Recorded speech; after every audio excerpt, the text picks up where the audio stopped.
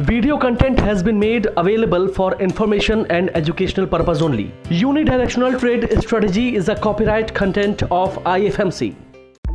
Channel की सभी update पाने के लिए सब्सक्राइब करें और प्रेस करें बेल आइकन।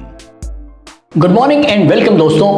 आज का एक स्पेशल एपिसोड हम बना रहे हैं, option trading can रूइन your entire portfolio. बहुत डर लगता है ऐसे टॉपिक्स के ऊपर बात करते हुए, लेकिन बहुत ज़रूरी हो जाता है ऐसे समय पे जब मार्केट लगातार नई ऊंचाइयों को छू रहा है। बहुत सारे नए लोग स्टॉक मार्केट में जुड़ते चले जा रहे हैं और ऐसे समय पे हमारी एक रिस्पॉन्सिबिलिटी बनती है कि जो कुछ हमको नज़र आता है, जहां ये लगता है कि कुछ लकूना है या कहीं कुछ प्रॉब्लम है, तो वो मुझे आपके साथ शेयर ज़रूर करना होता है। हाँ दोस्तों, स्पेशल एपिसोड बना रहा हूँ ऑप्शन ट्रेडिंग के ऊपर, खास तौर पे उन लोगों के लिए जो नए लोग हैं और ऑप्शन ट्रेडिंग उनको बहुत ल्योर करता है, क्योंकि ये एक आम फितरत है ग्रीडीनेस की। लालच हम सभी के अंदर है और स्टॉक मार्केट लालच और फियर, जिसको हम बोलते हैं ग्रीड एंड फियर, लालच और डर, ये एक गेम है स्टॉक मार्केट का। और लालच और डर के गेम में ऑप्शन ट्रेडिंग बहुत ही मेजर रोल प्ले करती है। ऑप्शन ट्रेडिंग बहुत ही रिस्की ट्रेडिंग है दोस्तों। एग्जांपल से शुरू करूंगा।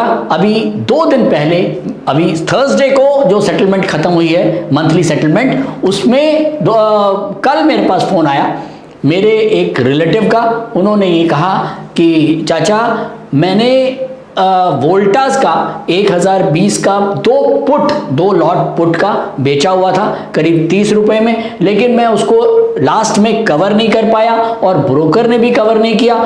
एट लास्ट जो है वो सौदा मेरा स्टैंड रह गया और आज मैंने अपना लेजर देखा, मेरे अकाउंट में 10 लाख रुपए की डिलीवरी मार्क कर दी गई है, या वो पूरी डिलीवरी उठा रही, क्योंकि वो, और ये फैक्ट है कि अगर आप सौदे को नहीं काटते हो तो वो डिलीवरी कन्वर्ट हो जाती है और उसके बाद आप उसको 2 या 3 दिन के बाद वापस डिलीवरी भेजते हो और उसका जो भी नफा नुकसान है वो आपके अकाउंट में आता है। लेकिन नए लोगों के लिए वाकई में डराने वाली स्थिति हो जाती है जब वो देखते हैं कि इतना बड़ा लॉस कैसे आ रहा है। तो सुबह सुबह 7 बजे मेरे को कॉल आया।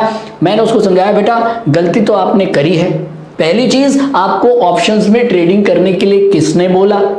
दूसरा, अगर आपने ट्रेडिंग करी भी तो आपने पुट कैसे बेची? वो भी केवल पुट बेचने का मतलब नेकेड सौदा। आप कितना बड़ा रिस्क अपने साथ लेके चल रहे हो। लेकिन अब इसमें कुछ नहीं हो सकता। 2 या 3 दिन के बाद वो सौदा स्क्वायर अप होएगा और कहते हैं कि आपने अगर कोई नुकसान किया है तो उसको लर्निंग की तरह लो और एक मेरी चीज समझ लो कि आज के बाद आपको ऑप्शन ट्रेडिंग नहीं करनी। ये चीज मुझे समझ में आई। मैंने अपने नेफ्यू को तो समझा दिया, लेकिन अब मेरा फर्ज बनता है सेम चीज आप लोगों को बताना। बहुत सारे लोग ऑप्शन ट्रेडिंग की तरफ बढ़ रहे हैं क्योंकि एक आम, जैसे मैंने बताया कि आम लालच वाला जो है सिनेरियो वो हम सभी के अंदर होता है। ऑप्शंस में ये लगता है कि 2 रुपए की कॉल लेंगे, 10 रुपए में बेचेंगे, 10 रुपए की कॉल लेंगे, 100 रुपए में बेचेंगे तो बहुत मोटा प्रॉफिट आएगा, लेकिन ऐसा नहीं होता। ऑप्शन ट्रेडिंग से आपका पूरा का पूरा पोर्टफोलियो खत्म हो सकता है। आपको देखो, ऑप्शन ट्रेडिंग, कॉल, पुट, दुनिया में बहुत सारे लोग पढ़ाने बैठे हैं, यूट्यूब में बैठे हैं, ऑनलाइन आप पढ़ सकते हैं, कोई ऐसी चीज नहीं है, वो आप पढ़ लेंगे। लेकिन ऑप्शन ट्रेडिंग कैसे करते हैं, ऑप्शन ट्रेडिंग में कितना पैसा हमको डालना चाहिए, हमें कब ऑप्शन ट्रेडिंग करनी चाहिए, ये शायद चीजें आपको कोई नहीं बताएगा, इससे जुड़े रिस्क को कोई नहीं बताएगा। और मैं आपको ये बता रहा हूं कि ऑप्शन ट्रेडिंग के अंदर अगर आपने लाख रुपया रखा हुआ है तो आप मान के चलिए लाख रुपए में से 5, 10, 20, 50% नहीं, पूरे 100% पैसा साफ हो जाएगा और ये रिस्क आपके साथ लगातार बना रहेगा। तो पहली चीज तो आप ये ध्यान रखें कि ऑप्शंस के अंदर आप जो भी पैसा डाल रहे हैं वो केवल वही पैसा डालें जिसकी आपको जरूरत नहीं है। मैंने बहुत लोगों को देखा है, कैपिटल इस समय लेके आए, 10 लाख की कैपिटल लाए और 10 लाख की कैपिटल से उन्होंने ऑप्शन ट्रेडिंग शुरू कर दिया। तो उन लोगों के लिए एक मेरी वार्निंग है, ये पूरा 10 लाख रुपया आपका रिस्क के ऊपर है। सबसे पहले आपको पता होना चाहिए कि आपकी टोटल कैपिटल कितनी है, क्योंकि वो आपको पता होगी वो कैपिटल आपकी है, मुझे नहीं पता। मैं एग्जांपल देके चलता हूं कि अगर आपकी टोटल कैपिटल 10 लाख की है, जिसके अंदर आपके पास शेयर्स भी हैं, आपके पास एफडी भी है या आपके पास बॉन्ड्स भी हैं, टोटल कैपिटल का कितने परसेंट आपका उस पर्टिकुलर टाइम पे, अगर मैं आज की टाइम पे बात करता हूं तो मैं कहता हूं कि चलो 20 से 25% आपका स्टॉक मार्केट में पैसा होना चाहिए, इससे ज्यादा नहीं। अगर 10 लाख की कैपिटल है तो 2.5 लाख रुपए की आपकी टोटल कैपिटल स्टॉक मार्केट में है। अब 2.5 लाख रुपए में से मात्र 10% यानी कि 25,000 रुपए, यानी कि जो अब आपने स्टॉक मार्केट में आपकी कैपिटल लगी हुई है उससे 10% से ज्यादा आपको, अगर आप ऑप्शन ट्रेडिंग कर रहे हैं और आपको समझ में आता है कि मैं कर सकता हूं, आपने सब कुछ ज्ञान लिया है, तो भी आप ये ध्यान रखें कि आपका जो टोटल कैपिटल स्टॉक मार्केट में लगा हुआ है उसका 10% से ज्यादा यूज ना करें किसी हालत में, क्योंकि अगर आपका 2.5 लाख में से 10% 25,000, अगर 25,000 उड़ भी गया तो भी आपके पास बहुत पैसा होगा कि आप उसको रिकवर कर लें। लेकिन अगर आपने पूरा 2.5 लाख रुपया ऑप्शन ट्रेडिंग में डाल दिया तो वो 100% चांसेस हैं कि वो जीरो हो जाएगा अगर आपने कोई भी गलती कर दी। तो दोस्तों, आपको एक रूल दुनिया समझाती है, मैं याद दिला देता हूं कि नेवर लूज योर कैपिटल, और ये वॉरेन बफे का ही रूल है और दुनिया इसको यूट्यूब पे भी पढ़ा रही है, तो एटलीस्ट मैं याद तो दिला सकता हूं कि अगर आपने अपनी कैपिटल एक बार खत्म कर दी तो शायद आप दोबारा कभी रिकवर नहीं कर पाओगे। हाँ, 100 रुपए में आपने 20 रुपए 40 रुपए गवा दिए तो भी आपके पास 60 रुपए रहेंगे, वो 60 रुपए को आप वापस 100 रुपए 200 रुपए 500 रुपए कर लेंगे। लेकिन अगर आपने 100 रुपए में से 100 रुपए पूरे गवा दिए तो शायद आप उसको कभी भी रिकवर नहीं कर पाएंगे। और दोस्तों, ऑप्शन ट्रेडिंग एक ऐसा सेगमेंट है जहां पर आपकी जो लॉस परसेंटेज है वो सबसे ज्यादा है। अगर मैं कंपेयर करूं कैपिटल मार्केट और फ्यूचर से, तो आप ये मान के चलें कि कैपिटल मार्केट के अंदर बाई चांस मैंने अगर 10 लाख रुपए के शेयर लिए हैं और मार्केट टूट के 10%, 15%, 20%, 30% भी टूट गई तो भी मेरा 10 लाख रुपए जो है वो टूट के 7 लाख रुपया रह जाएगा। 10 लाख के 7 लाख फिर भी रह जाएंगे अगर मार्केट 30% भी टूट गई। सेम वे फ्यूचर्स में भी अगर मैंने 10 लाख रुपए के फ्यूचर ले रखे हैं, मार्केट अगर 30% टूट गई तो भी मेरा 7 लाख रुपया रहेगा। लेकिन ऑप्शन एक ऐसी सेगमेंट है कि अगर आपने 10 लाख रुपए की ऑप्शंस ले रखी हैं और मार्केट अगर टूट गया 5 से 10% भी, आपका सारा का सारा प्रीमियम जीरो हो जाएगा और ये 10 लाख रुपया आपका जीरो हो जाएगा। इसीलिए कहते हैं कि ऑप्शन ट्रेडिंग सबसे ज्यादा रिस्की है और जहां पर आपके लॉस परसेंटेज सबसे ज्यादा होते हैं। लेकिन मुझे समझ में नहीं आता कि लोग डायरेक्टली ऑप्शन ट्रेडिंग में क्यों जाते हैं। जब जाना चाहिए ऑप्शन ट्रेडिंग में, जब आप कैपिटल मार्केट में इतना आपके अंदर कॉन्फिडेंस आ चुका हो कि आप जो ट्रेड लेते हैं उसके अंदर आपको 80 to 90% प्रॉफिट बन जाता है, या वो ट्रेड आप जो सोचते हैं उसी दिशा में चलता है। अगर आप उस ट्रेड में तेजी सोचते हैं तो वो बढ़ता है, अगर आप मंदी सोचते हैं तो वो गिरता है। पहले आप प्रैक्टिस तो करिए, पहले आप 2, 4, 6 महीने कैपिटल मार्केट को यूज करें और जब आपको लगे कि अब आपका जो व्यू है वो सही बन रहा है तब आप उसको ऑप्शन स्ट्रैटेजीज को यूज कर सकते हैं। लेकिन लोग उल्टा काम करते हैं, लोगों को व्यू नहीं बनाना आता, उनको यही नहीं पता होता कि मार्केट बढ़ेगी या गिरेगी, लेकिन उनको सट्टेबाजी करनी है, गैम्बलिंग करनी है, क्योंकि उनको पता है कि यार 2 रुपए का प्रीमियम है, मैं ले लेता हूं, क्या 2 रुपए से ज्यादा का नुकसान थोड़ी होगा। लेकिन उसको ये नहीं पता कि वो 2 रुपए में अगर उसने 20,000 रुपए लगा रखे हैं तो वो पूरे के पूरे 20,000 साफ हो जाएंगे। उसमें 10, 20, 25, 30% साफ नहीं होंगे, पूरे के पूरे साफ हो जाएंगे। रीजन क्या है? इसके पीछे भी बड़ा रीजन है कि लोग ऑप्शंस के अंदर स्टॉप लॉस को यूज नहीं करते और उनको स्टॉप लॉस यूज करना ही नहीं आता और ना उनको कोई सिखाता है, क्योंकि आपको ऑप्शन स्ट्रैटेजी सिखा दी जाती है, आपको ऑप्शन स्ट्रैटेजी से निकलना नहीं कोई सिखाता। वो एक मुझे याद आ रहा है अभिमन्यु को चक्रव्यूह के अंदर घुसना तो सिखा दिया था, लेकिन उसको निकलना नहीं आता था और हुआ क्या, वो उस चक्रव्यूह में फंस गया। तो दोस्तों, ऑप्शन ट्रेडिंग बहुत आसान है, लेकिन अगर जब तक आपके पास एक पूरा एक्सपीरियंस है, आपको नॉलेज है, तो ये आसान है। लेकिन अगर आप बिल्कुल स्टार्टर हैं और ऑप्शन ट्रेडिंग में घुस रहे हैं ये सोच के कि ग्रीड आपके अंदर बहुत ज्यादा है, और क्योंकि ग्रीड है और आपको लगता है कि यार क्या कैपिटल मार्केट में छोटा छोटा काम करना है, चलो सीधा ऑप्शंस में ही करते हैं और मार्केट बढ़ेगा तो खूब पैसा आएगा। दोस्तों, ग्रीड को काबू करो। ग्रीड को काबू नहीं करोगे तो फियर कभी भी काबू नहीं होगा, और जिस दिन आपने अपनी ग्रीड के ऊपर काबू कर लिया, आपका फियर अपने आप काबू हो जाएगा। अगर मेरे को पता है कि मेरे पास, मान लो मैं चलो एग्जांपल लेता हूं इसका, अगर मान लो कि मेरे पास 10 लाख रुपया है और 10 लाख रुपए में मैंने ये सोचा कि आज की डेट में मुझे केवल स्टॉक मार्केट में 2.5 लाख रुपया ही इन्वेस्ट करना है, चाहे वो अब स्टॉक्स में हो, चाहे वो ट्रेडिंग में हो, चाहे वो फ्यूचर्स में हो, और चाहे वो ऑप्शंस में हो। तो ये 2.5 लाख रुपए से ज्यादा मुझको अपने पोर्टफोलियो से पैसा नहीं निकालना है। ये 2.5 लाख रुपए में मान लो कि मैंने 2 लाख रुपए के स्टॉक्स खरीद रखे हैं और मात्र मेरे पास 50,000 रुपए बचे हुए हैं ट्रेडिंग के लिए। कोई बात नहीं, आपको ट्रेडिंग का शौक है, आप करिए, आप 50,000 रुपए का ऑप्शंस में काम कर सकते हैं, वो भी केवल बाइंग साइड में, सेलिंग में नहीं।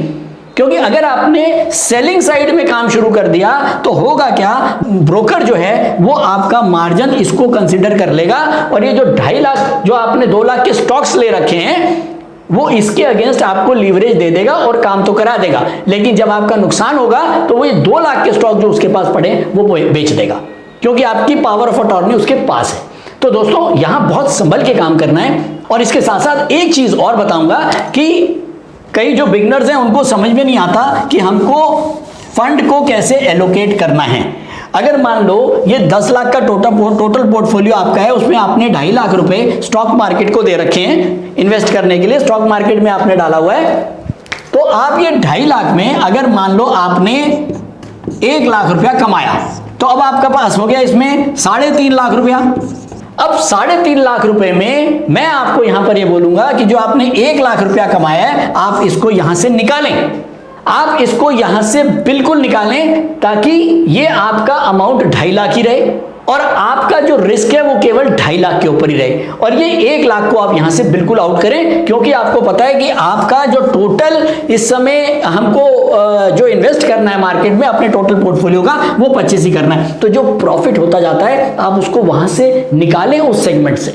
सबसे बड़ी गलती जो बिगनर्स करते हैं वो क्या करते हैं मैं बताता हूं। 2 किस्म के लोग हैं। एक आदमी वो है जो 10 लाख रुपए लेके आया और ये 10 लाख रुपए पे इसने 2 लाख रुपए कमाए, उसके बाद इसके 12 लाख हो गए, इसने फिर इसको स्टॉक्स में ही कर दिया, ये फिर इसमें इसने से 5 लाख रुपए कमाए, अब यहां हो गए इसके 17 लाख, और ये 17 लाख इसने फिर यहीं स्टॉक मार्केट में ही छोड़े हुए हैं। तो दोस्तों, ये जो एक सिनेरियो है ये बिल्कुल गलत है। इसके अंदर जो भी 17 लाख अगर हो गए हैं तो 7 लाख रुपए जो एडिशनल हैं, 7 लाख रुपए जो एडिशनल हो गए हैं उनको यहां से निकालना चाहिए। ये 7 लाख को आप यहां से निकालें, या तो डेट में लेके जाएं या एफडी में लेके जाएं, या अपना जो भी एलोकेशन दूसरा है उसको चेंज करें, क्योंकि आपको मार्केट के अंदर उतना ही एलोकेशन रखना है। क्योंकि होगा क्या, देखिए आप यहां अपनी ग्रीड को कंट्रोल कर रहे हैं। अगर आप अपनी ग्रीड को कंट्रोल नहीं करेंगे तो कल को अगर ये 10 लाख का माल 17 लाख हो गया और मार्केट में अगर कोई डिजास्टर हो जाए, मार्केट में कोई बैड न्यूज आ जाए, दोस्तों मार्केट चलती रहेगी और मार्केट के अंदर अच्छी न्यूज और बुरी न्यूज आती रहेंगी। ये आप हिस्ट्री में भी देख चुके हैं। अगर मार्केट बढ़ती है तो गिरती भी है, लेकिन अगर मार्केट यहां से गिर के और ये 17 लाख का माल आपका वापस 6 लाख का भी रह जाता है तो क्या होगा, आपका सारा का सारा पैसा खत्म हो जाएगा। आपने जितना पैसा लगाया, जो कमाया, स्टॉक मार्केट में वापस डाल रहे हैं, और फिर अल्टीमेटली जब मार्केट गिरेगा, आज नहीं तो 1 साल नहीं तो 2 साल, आप उसके अंदर पैसा जो है जितना भी आपने डाला हुआ है वो सारा का सारा वहां से नीचे आ जाएगा। और दूसरे किस्म के लोग हैं जो 10 लाख हमने एक डाला, उसके बाद 10 लाख हमने एक डाला, उसके बाद हमने 2 लाख, मार्केट बढ़ता जा रहा है, 2 लाख और डाल दिया, उसके बाद 5 लाख डाल दिया, और इसके अंदर टोटल उनके पास 17 लाख की ही कैपिटल थी। 17 लाख की कैपिटल, पूरी की पूरी कैपिटल आपने एक ही टाइम पे मार्केट में डाल दी। अब क्या हुआ, क्योंकि आपके अंदर ग्रीड बहुत था, आपको ये था मार्केट लगातार बढ़ती जा रही है, मेरा जितना पैसा है मैं लगा देता हूं। और क्यों, क्योंकि अगर शायद मैं 1 महीने पहले लगा देता तो अब देखो मार्केट कितनी बढ़ गई है। तो इस ग्रीड को कंट्रोल करना है, और ये ग्रीड और फियर ही मार्केट में आपको बचाते हैं और मार्केट में आपको बर्बाद करते हैं। तो इन नटशेल अगर आपको ऑप्शन ट्रेडिंग में काम करना है तो सबसे पहले आपको मार्केट में उस पर्टिकुलर स्टॉक के लिए व्यू बनाना आना चाहिए कि वो स्टॉक जो है वो बुलिश होगा या बेरिश होगा। ये व्यू जब आप बनाना सीख जाएं, उसके बाद आप सीधा ऑप्शंस में ना जाएं, आप कैपिटल मार्केट में काम करें केवल। चाहे वो आप डिलीवरी बेस काम करें, चाहे वो थोड़ा बहुत इंट्राडे कर सकते हैं, लेकिन अगर आप डिलीवरी बेस करते हैं तो वो बेटर वो है। और आप उसके बाद जब आप कैपिटल मार्केट में भी करें और आपको लगता है कि आपका जो व्यू है वो बिल्कुल सही होता है, उसके बाद ही आप ऑप्शन ट्रेडिंग में जाएं। क्योंकि ऑप्शन ट्रेडिंग से व्यू नहीं बनता, व्यू तो आपका अपना होगा जो आपने किसी भी टेक्निकल टूल से लिया है, चाहे वो टेक्निकल टूल कोई भी हो। तो आप किसी भी टेक्निकल टूल को यूज करते हैं तो पहले उससे व्यू बनाएं और चेक करें 2 महीने, 4 महीने, 6 महीने कि क्या मैं जो मेरा व्यू है वो इससे ठीक बनता है। अगर आपको कॉन्फिडेंस आ गया कि वो परफेक्ट व्यू आपका बन जाता है तो फिर आप ऑप्शन ट्रेडिंग में जाएं। और अगर आप ऑप्शन ट्रेडिंग में जा रहे हैं तो 2 चीजों का बहुत ध्यान रखें कि ऑप्शंस में जो ट्रेडिंग कर रहे हैं बिना स्टॉप लॉस के वहां पर भी ऑप्शन आप ट्रेडिंग ना करें। नंबर 1 सबसे बड़ा पॉइंट कि स्टॉप लॉस आपको ऑप्शन ट्रेडिंग के अंदर भी रखना है। और नंबर 2 दूसरा पॉइंट सबसे इंपॉर्टेंट कि अपनी एलोकेशन का जरूर ध्यान रखें।